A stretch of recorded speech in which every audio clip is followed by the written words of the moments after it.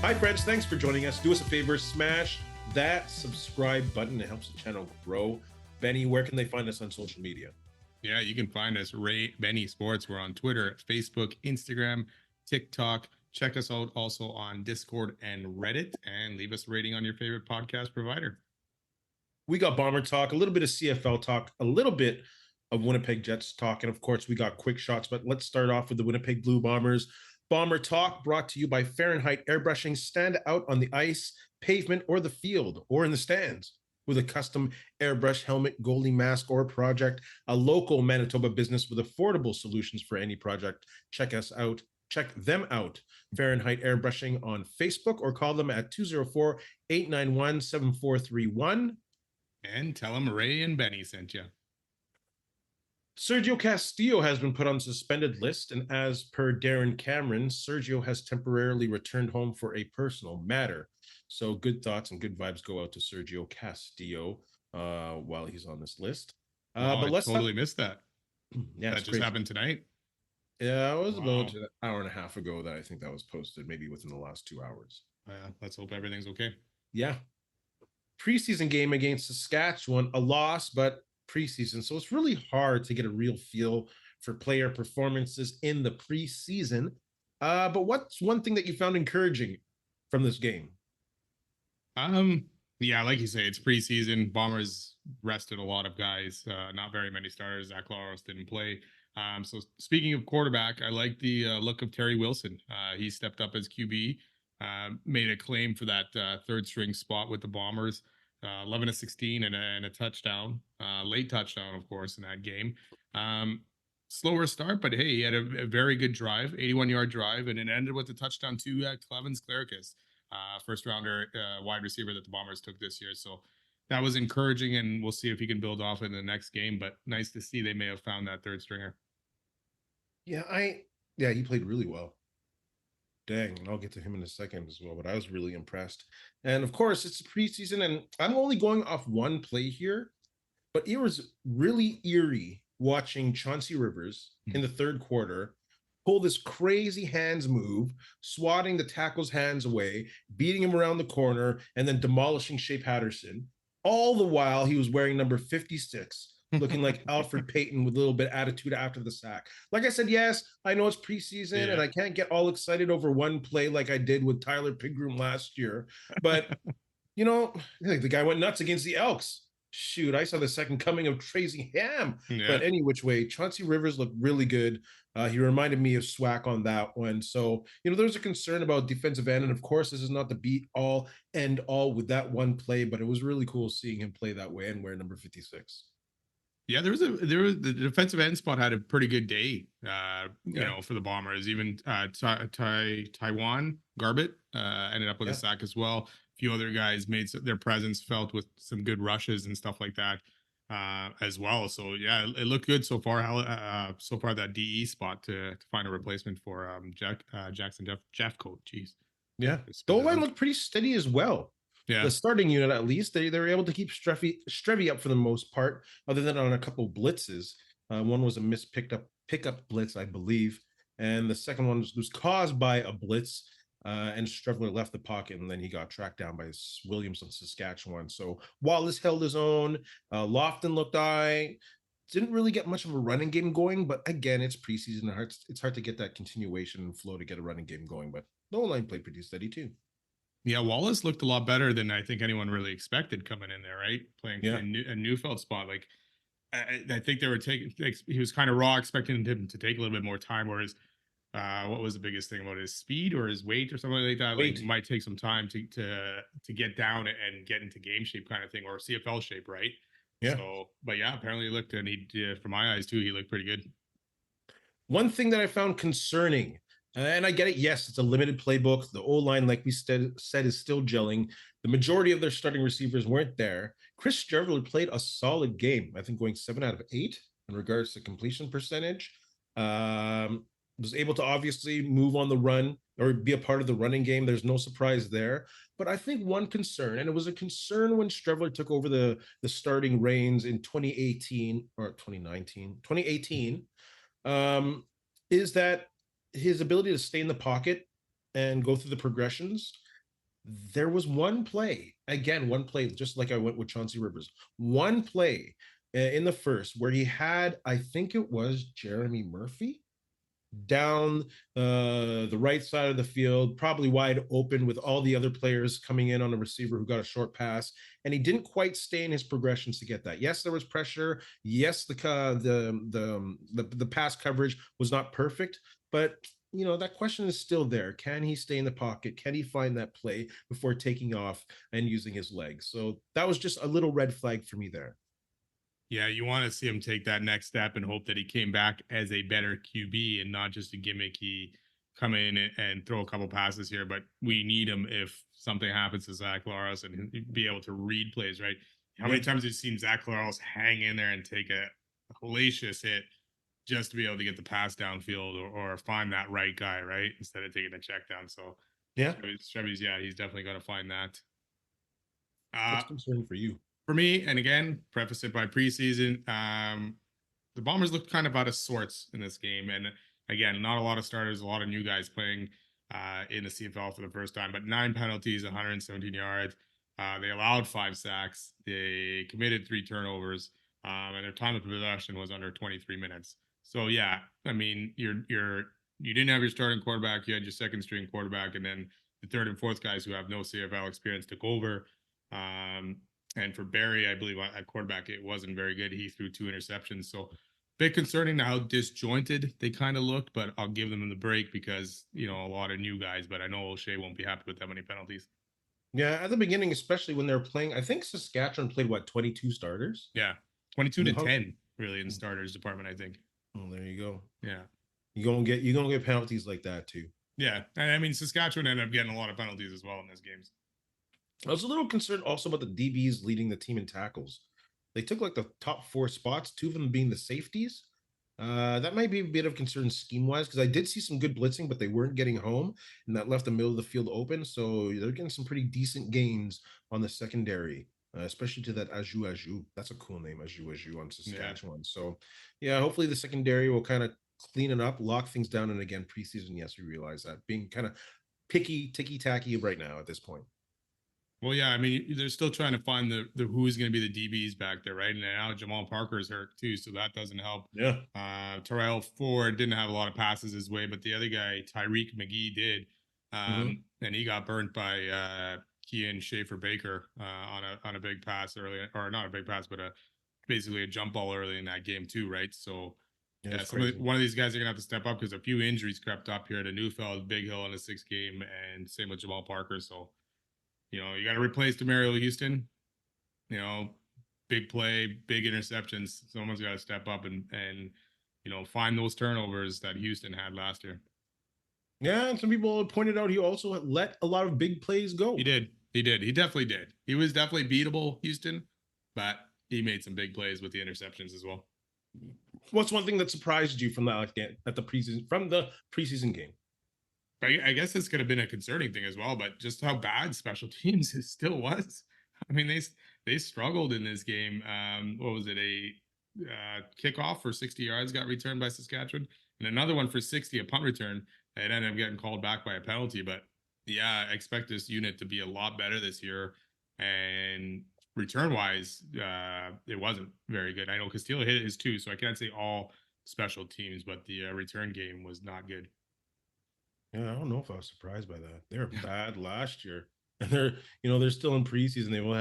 I don't know what's going on with that. Hopefully, they'll get better soon with Mike Millard as a special teams coordinator. They'll figure it out, and they'll figure out who the returner will be. But yeah, they look like they're kind of working on things. One thing that surprised me was I'll go back to Terry Wilson. You can tell he's a great athlete. He's mobile in the pocket, stands with size in the pocket, being 6'3". He's played on a big stage before with Kentucky, and you can still see there's still some adjustment to the speed of the game that needs to happen.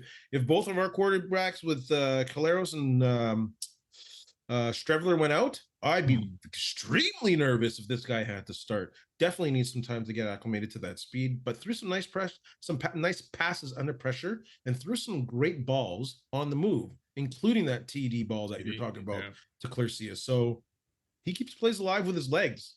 And he has a good arm. Yeah. Like you said, though, Pigrom had a very good debut last year too, right? That was different though. He used his Yeah, legs like crazy. I know. Yeah. Like at least this guy was using his arms. He was making those short throws, hitting receivers Yeah. on those extended plays. Drove down the field pretty nicely.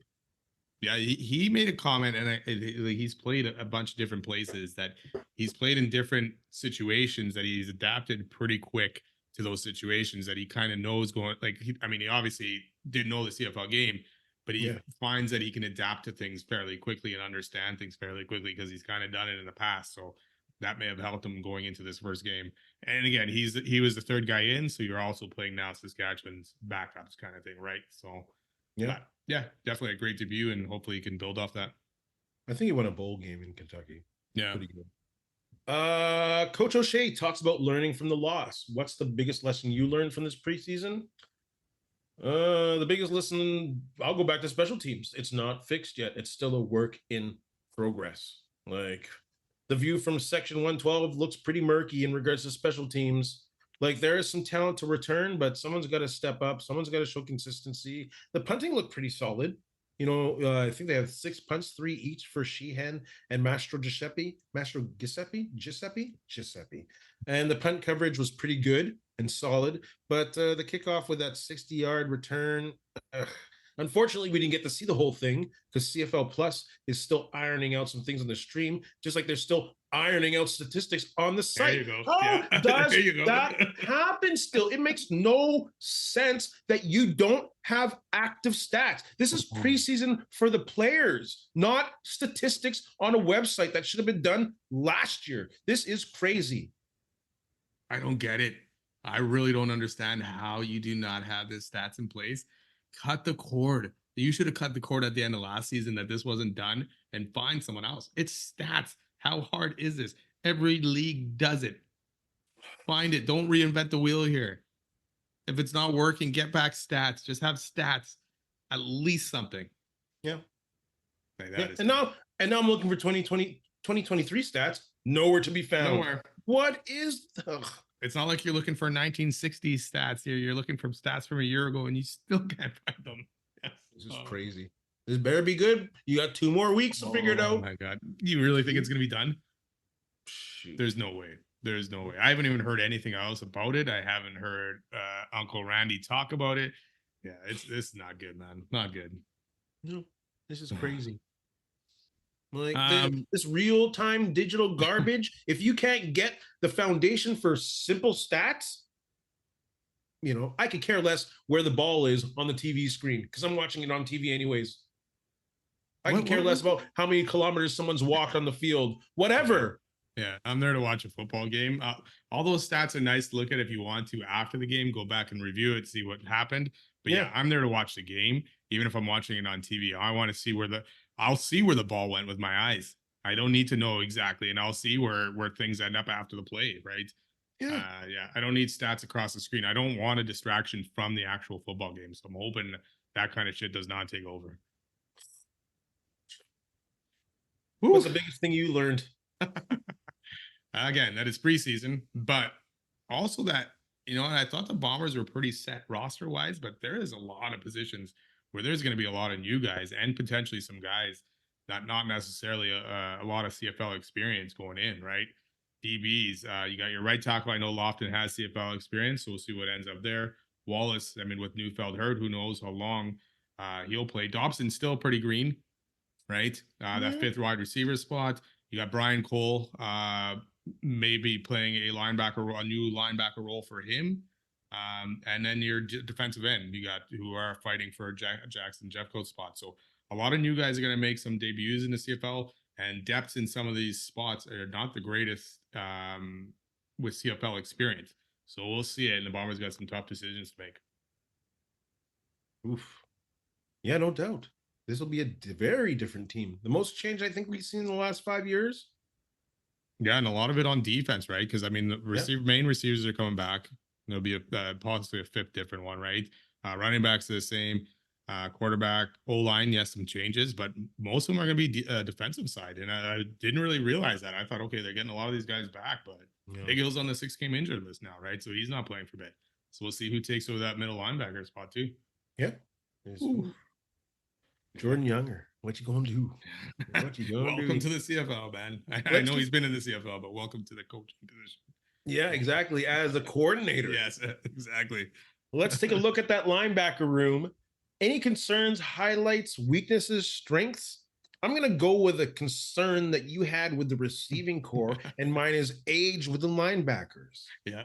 Uh, Bighill's 36, starting the season on a 6-game IL, coming back from a serious lower leg injury. Kai Wilson is 31, played half a season coming off a big ACL injury. He's still a versatile defensive weapon. Yeah, maybe he might play middle linebacker. He did it in 2019 at the beginning of the season when Biggie was hurt last time. I wonder if that's an option. Have Wilson play the middle and then have Cole play the weak. And Cole or Cad Wallader. God, I'm never going to get that name this year. Tanner Cadwallader? Cadwallader. Bro, Cadwallader, I'm sorry I'm missing your name. I know I'll get it right. Believe me, I will. Playing the weak side and Cramdy holding it down on the other side. I totally got sidetracked trying to figure out names here. But any which way. But at least I think their strength is depth with Cramdy, with Tanner, I'm going to call him, and Gauthier. You have some players. So depth, yes. Age, yes. Is Cramdy going to be the guy there, or is Brian Cole going to take over that spot, or you think Cramdy's still going to Cramdy's got to be starter? Yeah. Cramdy's got to be starter because he's Canadian as well. Yeah. And you can't just replace that when he plays that position better than capably. Yeah. I think Brian Cole is at least versatile enough to maybe play Kyrie Wilson's spot if he goes middle with Biggie. Yeah, I mean, looking at this, even the depth chart that they put out for that game, like that middle linebacker position was just a lot of new guys. Even the weak side linebacker spot where Kyrie is supposed to be playing. Yeah. Besides, like you said, Cadwallader. Again, sorry, man. It's hard, isn't it? Yeah, it is. There was all new guys basically there as well. Like not a lot of experience there. So yeah, I'm gonna agree with you on the age and injury part because there's not a lot of depth with CFL experience there. Right. I mean, it makes sense, to put Kyrie Wilson in the middle, but then who do you put in his spot? Because there's not a lot of experience there either. So this linebacking core to start the season is going to be probably under pressure, and that's probably where most teams are going to attack first. Running game. Yeah, exactly. Right. To see what they can do and how they can hold up, especially when you don't have Bighill there, right? He's a general in there. He's the one running the play or calling the shots and all that kind of stuff, making sure guys are in the right spot. So now you're going to need someone else to do that. So it'll be interesting. So yeah, my concern's the same as yours with the age of these guys and, coming off injuries. Kyrie Wilson, the ACL, Biggie, the torn calf, I believe it was, right? So it's going to be interesting, man. So I got depth, especially Canadian depth. What do you got as a strength or highlight from this linebacker room? And then part of that is the veteran. Like, again, it may hurt them injury-wise, but it'll help them and be their strength. Bighill will be able to help whoever is taking his spot. And if it's not Kyrie Wilson, who probably doesn't need as much help as someone else would, he can lend his ear to almost every linebacker. So he's, like you say, he's 36. He's been in the CFL for a long time. He's got experience. So he can be almost a de facto coach to kind of help these guys figure out where they need to be and help them, maybe play the game a little bit faster than taking and making mistakes. But I think the first couple of games we'll see some mistakes there for sure. But you can see that the veteran guys like Kyrie Wilson, Bighill, taking these guys under the wings and showing them what they need to do. The benefit is if Gauthier or Gemmill steps up, then you're only replacing one position in middle. Yeah. You're not doing middle and Sam linebacker. Yeah. Or sorry, weak side. So that's probably what the way they'll go. Yeah, it's gonna be tough. Where does Adam Bighill rank on the all-time Bomber linebacking list? Where does he rank on your all-time Bomber linebacking list? There's obviously been a lot of great linebackers in Bomber history, right? Greg Battle, Tyrone Jones, James West, Paul Randolph, and so on. And to me, it's a lot more about nostalgia with those guys. But I mean, they obviously had some great stats. They led the Bombers to some great Cup victories and all that stuff. I'll put them in the top 5. I don't know where to rank them in amongst those guys, but definitely top 5. I mean, the guy ranks 4th all time in Bomber career tackles. And again, just and obviously he's got way more tackles in the CFL as a whole, and he's won the Defensive Player of the Year twice while being a Bomber. Yes. So that is huge. So yeah, he's definitely ranking up high, top 5. I don't know where to place all these guys, off the top of my head or anything. So He's on my Mount Rushmore. He's top 4 for sure. Like, I was yeah, like, I even take Baron Simpson, I think, over Paul Randolph. yeah, I Simpson was love good. Baron Simpson. He was the He was Minister of good. Defense.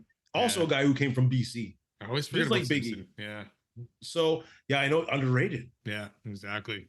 And Yeah, don't forget Rylan Wickman. He's steady in the middle as well. Well, he played under Dave Ritchie, a small dude like Biggie, filling it up number 55. But yeah, on my Mount Rushmore, I'm going to have Tyrone Jones number 1, as everyone would know. Greg Battle number 2. Sentimental will be West at number 3. And Biggie, I'll say they will be 3A and 3B. yeah. I can't argue with you on that. Like, I love both of them. Yeah. What did you think of your first look at the Riders under Corey Mace? Yeah, I mean, veteran roster to start things off, so that definitely did not hurt him at all. But they still racked up a lot of penalties, which is something they wanted to get away with from last season. But Yeah. Trevor Harris looked good on offense. Shane Bain is picking up right where he did last year, and the D, and again against a lot of players that may not be in the CFL next week. D picked Yeah. up 5 sacks and a few interceptions. So as a whole, the team played well for Corey Mace. The offense, they put up some good stats, but it kind of fizzled in the touchdown department. Again, Brett Lowther, and that was an issue that they had last year. That offense would move the ball and they'd stall, and Brett Lowther would kick field goals. So, pretty good debut. He got the win for Corey Mace. He's just got a few things to clean up.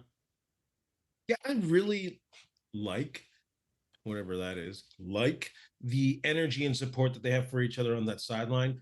Very different vibe on the sideline from what Craig Dixon's had. And I know it's preseason. I know it's the first time, first group, very excited, doing it at home, playing against your rival.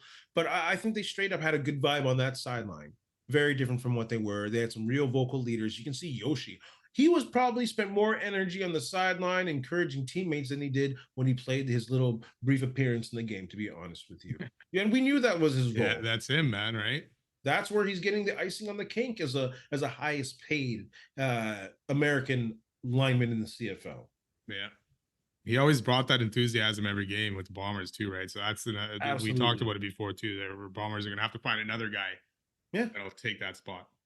And it's hard to be definitive on what they are as a team right now, but it's very clear that they're going to be a power running game, offense led, or offense led by the power running game, and his defense will be led by a defensive line that creates havoc, just like he did in Calgary, just like he did in Toronto. Corey Mace, I'm talking about, Yep. without a consistent blitz. He's all about getting a pressure from the front floor, from the front four. Yeah. So we saw traces of that right there. And they're also throwing in a little bit of blitzing too. So I'm concerned about Saskatchewan. They're going to be good. Don't overlook Saskatchewan. Yeah, it all depends on Trevor Harris's health bouncing back. Because yes, we saw they started off decent last year. He got hurt, and Jake Dogala, Mason Fine, it just wasn't good enough, right? So Trevor Harris, who's 38 this year, right? Or 38 right now, even. Yeah, definitely. And he looked good. But again, he's at that age where injuries are going to start to creep up. So yeah, if he can play the full season, yeah, Saskatchewan will definitely make some noise. Especially if they can get that running game going in the second half. Yeah. They had the running game going really good yesterday. Yeah, and you better with AJ Ouellette, man. I know like he didn't play a lot yesterday, but you got to have that this year. You went and got the guy. You're paying him good money. Your running game has to be very good, better, and you have to focus on it better than last year. And I know they will because there's different personnel in there. And Corey Mace so far, I like the enthusiasm on the sideline, especially if it's coming from coaches and that, right? It's easy to do in preseason. It's tough to do when you start losing games. So hopefully they can continue to bring that enthusiasm because, like you say, with Craig Dickinson, it seemed like a morgue on the sideline there, right? Because they just all knew, day. Yeah, Dickinson had that doom and gloom look on his face, especially when they started losing games, right? So. Yeah.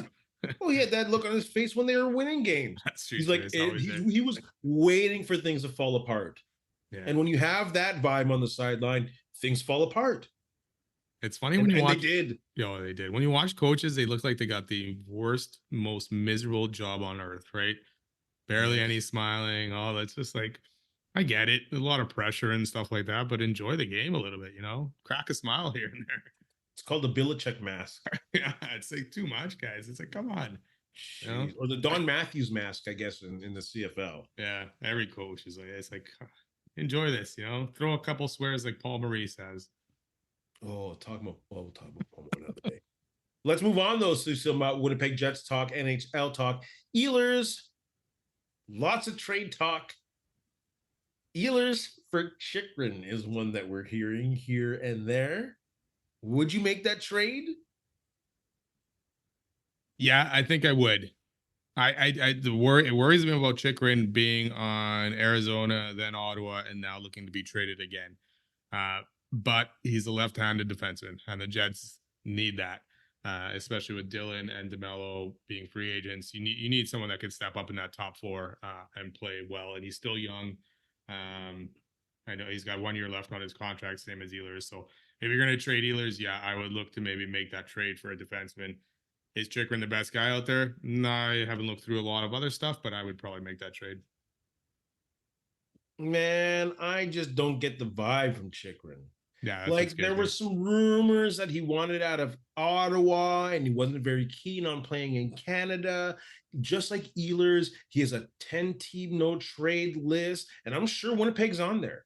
Winnipeg, it must be on almost everybody's, and it's understandable. It's not a large market. The potential of growing your brand and getting sponsorship is not it's not there compared to the large markets. So I get it. As Winnipeggers and as Winnipeg Jets fans, we get it. So I don't know if he'd even want to be here. And if he waives it, that probably sets a bad precedent. So he might force his way out, and that might turn into a PLD situation. I'm just not. And you talk about left-handed defensemen. I think they need a right-handed defenseman.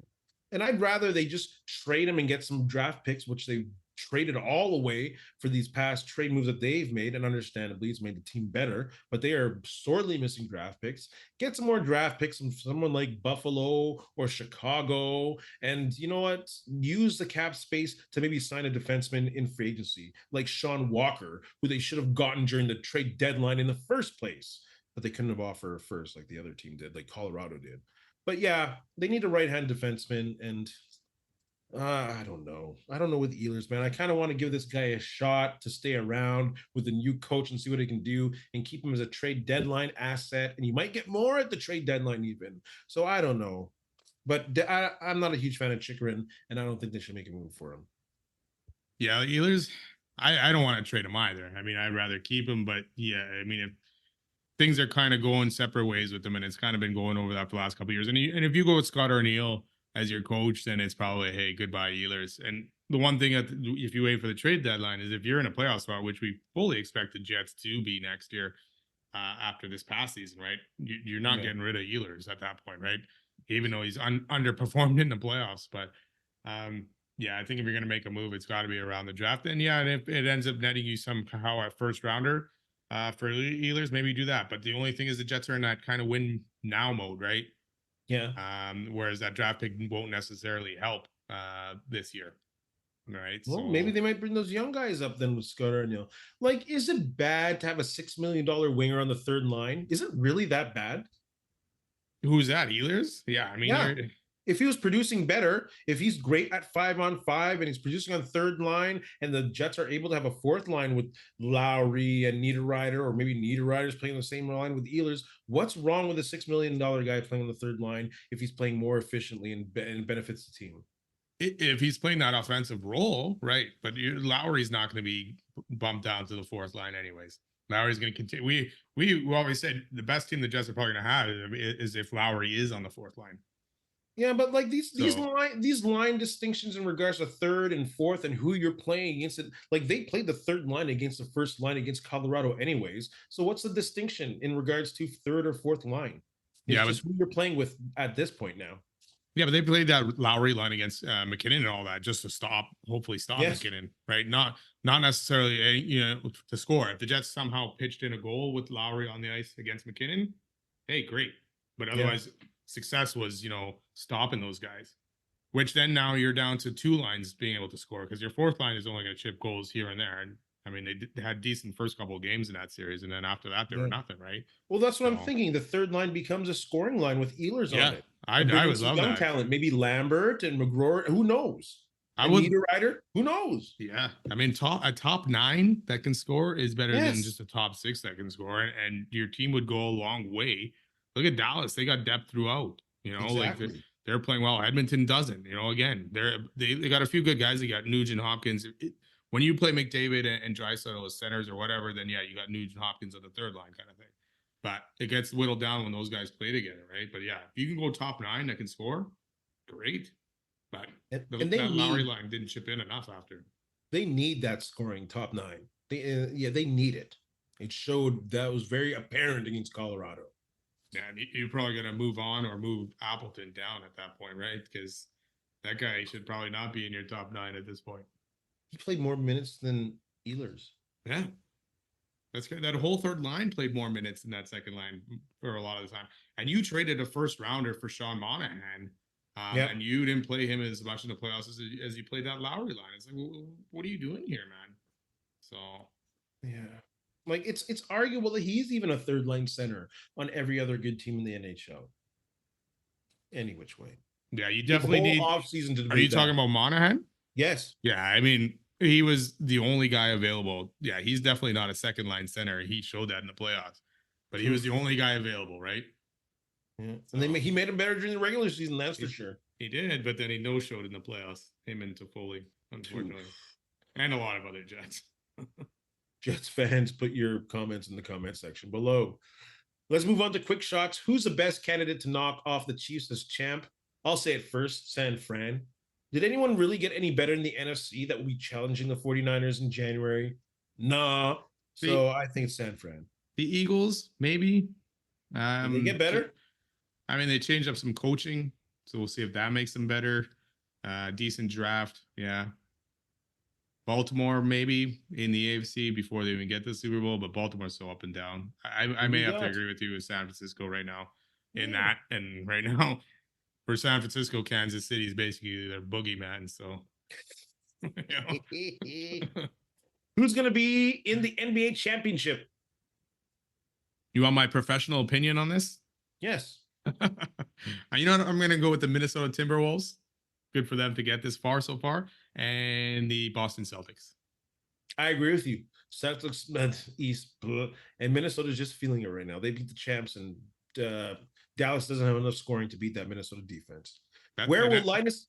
They came back to beat the Nuggets too. That's crazy. Yeah. Where will Linus Ullmark end up next season? Probably somewhere that needs a goalie.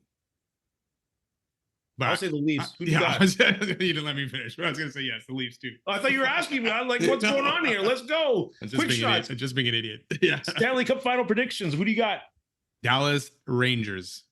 Ooh, I agree with you. Will Craig Berube have sexist?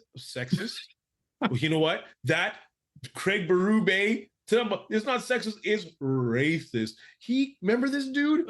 He called, what's his name? Worrell? A monkey. Oh, jeez. And he got suspended for it. And now he's coaching. Makes sense. It's the NHL. It is the NHL, yeah. Bill Peters should be back in no time. Oh, and what's his name? Babcock. Grenville. Oh, my God. Will Berube have success in Toronto? No. Like, not Stanley Cup success. He may take Toronto a little bit further than what they've gotten, but no Stanley Cup. Oh, yeah. Not with that core four. What is success? If they get to the conference final next year with the core four, that's success. Nah, yeah, that is success, but that's not success for Toronto. A Stanley Cup bust or nothing, right? Yeah, well, then no success. Benny, do you have anything to say to our friends? You know what? Thanks a lot for listening. Don't forget to subscribe, follow, leave us a comment, leave us a like, and have a good week. In the words of LeVar Burton, we'll see you next time.